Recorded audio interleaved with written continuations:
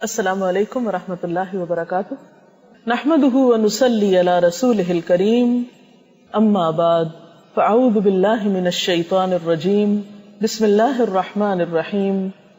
رب اشرح لی صدری ویسر لی امری واحلل عقدۃ من لسانی یفقہوا قولی.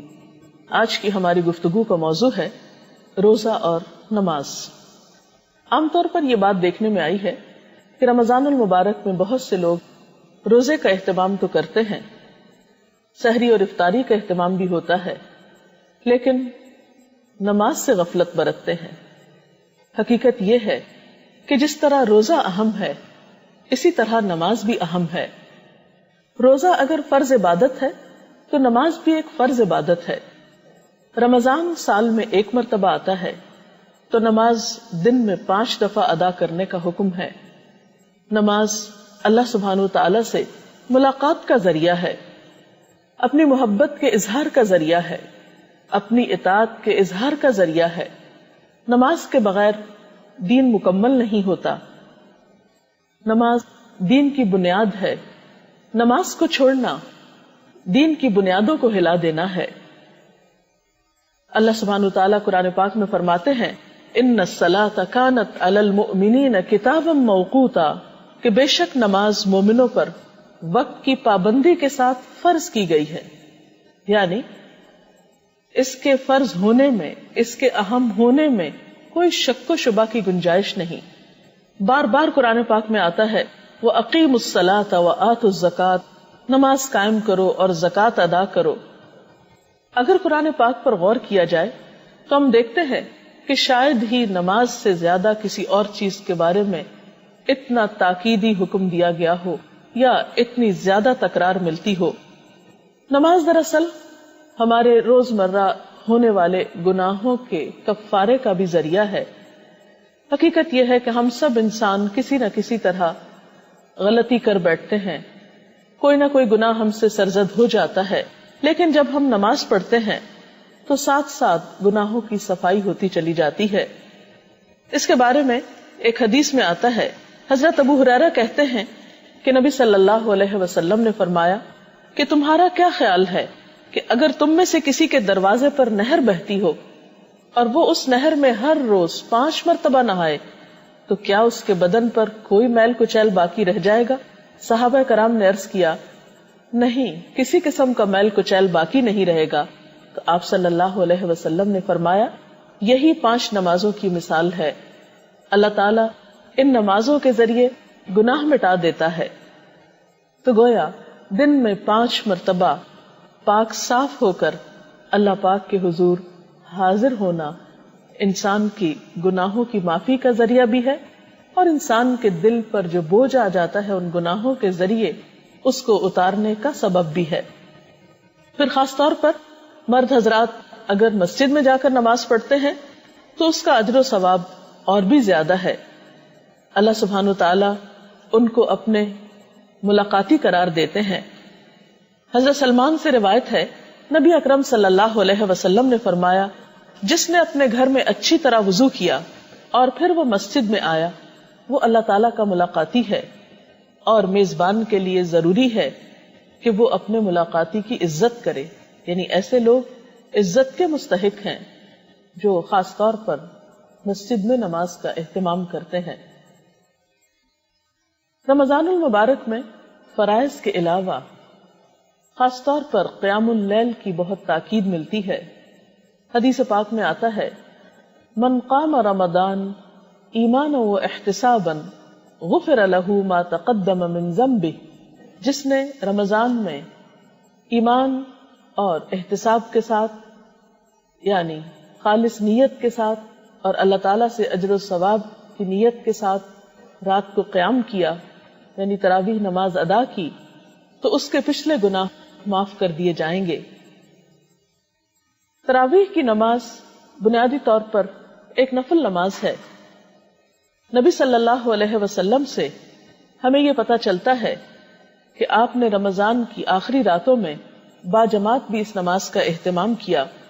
حضرت ابو ذر سے مروی ہے، کہتے ہیں کہ ہم نے آپ صلی اللہ علیہ وسلم کے ساتھ روزے رکھے آپ نے ہمیں تراویح کی نماز نہ پڑھائی یہاں تک کہ رمضان کے 7 دن باقی رہ گئے، یعنی آخری عشرہ آ گیا۔ 23ویں رات کی 1/3 گزرنے پر آپ نے ہمیں تراویح پڑھائی، پھر آپ نے 24 شب کو نماز نہیں پڑھائی۔ 25ویں شب آدھی رات گزرنے پر نماز تراویح پڑھائی۔ ہم نے کہا یا رسول اللہ صلی اللہ علیہ وسلم، کیا ہی اچھا ہو اگر آپ رمضان کی باقی راتوں میں بھی ہمیں نفل نماز پڑھائیں۔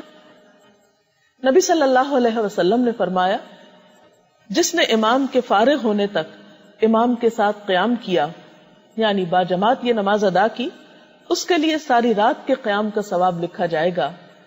پھر آپ نے ہمیں نماز تراویح نہیں پڑھائی حتیٰ کہ 3 روز باقی رہ گئے، چنانچہ آپ نے ہمیں تیسری مرتبہ 27ویں شب تراویح پڑھائی، جس میں اپنے اہل و عیال کو بھی شامل کیا، یعنی خواتین بھی شامل ہوئیں، یہاں تک کہ ہمیں فلاح کے ختم ہونے کا ڈر ہوا۔ میں نے حضرت ابو ذر سے پوچھا فلاح کیا ہے؟ حضرت ابو ذر نے جواب دیا سحری، یعنی آپ نے اتنی طویل نماز پڑھائی کہ صحابہ کرام کو یوں محسوس ہوا کہ گویا سحری کرنے کا وقت بھی گزر جائے گا۔ سوال یہ پیدا ہوتا ہے کہ آپ صلی اللہ علیہ وسلم نے روزانہ کیوں نہیں نماز پڑھائی؟ آپ خود تو تہجد کا اہتمام باقاعدگی کے ساتھ کیا کرتے تھے۔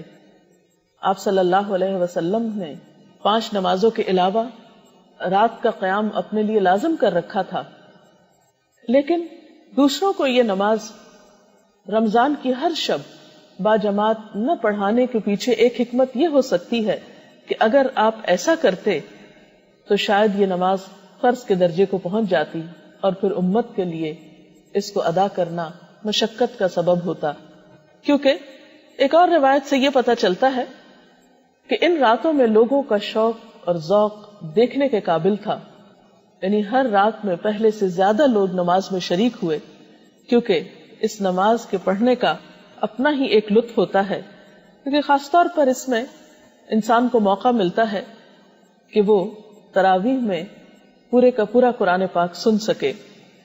رات کے اس قیام کے علاوہ دن میں مختلف اوقات میں نوافل کا اہتمام کیا جا سکتا ہے، کیونکہ رمضان میں ایک نفل ادا کرنے کا ثواب عام دنوں کے فرض ادا کرنے کے برابر ہے، لیکن یہ یاد رہے کہ نوافل میں اعتدال بہت ضروری ہے۔ حضرت انس کہتے ہیں کہ نبی صلی اللہ علیہ وسلم نے فرمایا، نفل نماز اپنی طبیعت کی خوشی اور شوق کے مطابق پڑھو، جب طبیعت تھک جائے تو بیٹھ جاؤ۔ اس سے یہ بھی پتہ چلتا ہے کہ نفل نماز بیٹھ کر بھی ادا کی جا سکتی ہے، اور جتنی کسی کی استطاعت ہو اس کے مطابق۔ حضرت عائشہ کہتی ہیں کہ نبی صلی اللہ علیہ وسلم نے فرمایا، اپنی ہمت کے مطابق عبادت کرو، اللہ تعالیٰ کبھی نہیں تھکتا، یعنی وہ اجر دینے سے نہیں تھکتا جبکہ تم تھک جاتے ہو۔ یعنی ایسا نہ ہو کہ تم ایک کام شروع کرو اور اتنا زیادہ شروع کر دو کہ پھر اس کو نبھا نہ سکو، تو یہ عمل پسندیدہ نہیں۔ حضرت عبداللہ بن عمرو بن العاص کہتے ہیں کہ نبی صلی اللہ علیہ وسلم نے فرمایا، اے عبداللہ، تم فلاں آدمی کی طرح نہ ہو جانا جو رات کو اٹھا کرتا تھا پھر اس نے اٹھنا چھوڑ دیا۔ یعنی انسان ایک کام شروع کرے نیکی کا اور پھر کچھ دنوں کے بعد چھوڑ دے تو یہ بات درست نہیں۔ اس کا یہ مطلب نہیں کہ ہم رمضان میں تراویح کی نماز چھوڑ دیں کہ شاید ہم عام دنوں میں تہجد نہیں پڑھ سکیں گے، نہیں، ہو سکتا ہے کہ اللہ سبحانہ وتعالی ہمیں رمضان میں تراویح کو پابندی سے ادا کرنے کی وجہ سے عام دنوں میں بھی تہجد کی توفیق عطا کرے، کیونکہ تہجد کی نماز ایک بہت خوبصورت نماز ہے۔ وہ وقت دعاؤں کی قبولیت کا وقت ہوتا ہے اور انسان کے لیے بہت ہی سکون اور اجر کا ذریعہ ہے۔ نفل نمازوں میں ایک اور نماز جو بہت ہی باعث اجر ہے وہ چاشت کی نماز ہے۔ اس کے بارے میں حضرت ابو درداء اور حضرت ابو ذر سے ایک روایت ہے کہ آپ صلی اللہ علیہ وسلم نے فرمایا، اللہ تعالیٰ ارشاد فرماتا ہے، اے آدم کے بچے، دن کے شروع میں میرے لیے 4 رکعت نماز ادا کر، میں تیرے سارے کاموں کے لیے کافی ہو جاؤں گا۔ یعنی ان رکعتوں کا اتنا اجر و ثواب ہے کہ دن کی باقی بہت سی مشکلات آسان ہو سکتی ہیں۔ تو آج کی بات کا خلاصہ یہ ہے کہ نماز کی پابندی کی جائے۔ اگر کوئی شخص نماز ادا نہیں کرتا تو اسے یہ بات اچھی طرح معلوم ہونی چاہیے کہ وہ اللہ تعالیٰ کے حق میں ایک بہت بڑی کوتاہی کا مرتکب ہو رہا ہے. نماز کا چھوڑنا گناہ کبیرہ ہے. انسان سوچے تو اللہ سبحانہ وتعالیٰ نے ہمیں کتنی بے شمار نعمتیں دے رکھی ہیں. ہمارا یہ وجود، کھانے پینے کی نعمتیں، یہ زمین، یہ آسمان، یہ سب کچھ اس نے ہمارے لیے پیدا کیا. سب کچھ اس سے لے کر پھر آخر ہم اسی کو یاد کیوں نہیں کرتے؟ کیونکہ اس کا حکم ہے کہ اقم الصلاۃ لذکری، نماز میری یاد کے لیے قائم کرو. یہ یاد کرنے کا، اس کی ملاقات کرنے کا ایک بہترین طریقہ ہے. اور اگر ہم اس کو اس کے بتائے ہوئے طریقے کے مطابق یاد نہیں کرتے تو یہ اس کی رضامندی حاصل کرنے کا ذریعہ نہیں ہو سکتا. اسی لیے ہم دیکھتے ہیں کہ نبی صلی اللہ علیہ وسلم نے اسے اسلام اور کفر کے درمیان ایک حد فاصل قرار دیا. پھر اسی طرح آپ نے اسے دین کا ستون قرار دیا. پھر اسی طرح ہم دیکھتے ہیں کہ قرآن پاک میں نماز نہ پڑھنے والوں کے لیے بہت وعید آئی ہے. اللہ تعالیٰ کا ارشاد ہے کہ فی جنات یتساءلون عن المجرمین، یعنی جنت میں جب اہل جنت پہنچ جائیں گے تو وہ مجرموں سے سوال کریں گے ما سلککم فی سقر، تمہیں جہنم میں کیا چیز لے گئی؟ قالوا، وہ کہیں گے لم نک من المصلین، ہم نماز پڑھنے والوں میں سے نہ تھے. ولم نک نطعم المسکین، اور ہم مسکین کو کھانا نہیں کھلاتے تھے. وکنا نخوض مع الخائضین، اور ہم بحثیں کرنے والوں کے ساتھ مل کر بحثیں کرتے تھے. ہمیں سوچنا چاہیے کہ کہیں ہم تو ایسے لوگوں میں شامل نہیں کہ جو اللہ تعالیٰ کے حقوق بھی پامال کرتے ہوں اور دوسری طرف بندوں کا بھی خیال نہ کرتے ہوں اور محض باتیں ہی بنانا جانتے ہوں. کیونکہ کوئی بھی کام محض باتیں کرنے سے نہیں ہوا کرتا جب تک کہ عملی طور پر کوشش نہ کی جائے. اور یہ بات بھی یاد رہے کہ قیامت کے دن پہلا سوال نماز کے بارے میں ہوگا. اگر پہلے ہی سوال میں فیل ہو گئے تو باقی چیزوں کا کیا ہوگا؟ اس لیے ہم سب کے لیے یہ بات ضروری ہے کہ ہم رمضان کو ایک بہترین موقع جانتے ہوئے اپنے آپ کو نماز کا پابند بنائیں. کیونکہ روزہ ہمیں ایک ایسی فضا مہیا کرتا ہے، ہمیں روحانی طور پر ایسی طاقت عطا کرتا ہے کہ جس میں ہمارے لیے یہ بات آسان ہو جاتی ہے کہ ہم اللہ تعالیٰ کی طرف رجوع کریں. مثلا یہ کہ عام طور پر اگر صبح کے وقت اٹھنا مشکل لگتا ہے تو رمضان میں سحری کے لیے تو اٹھا ہی جاتا ہے. اگر 30 دن تک ہم صبح کے وقت فجر کی نماز پابندی کے ساتھ ادا کریں تو انشاءاللہ تعالیٰ ہماری عادت بن جائے گی اور رمضان کے بعد پھر اس عادت کو قائم رکھنا مشکل نہ ہوگا.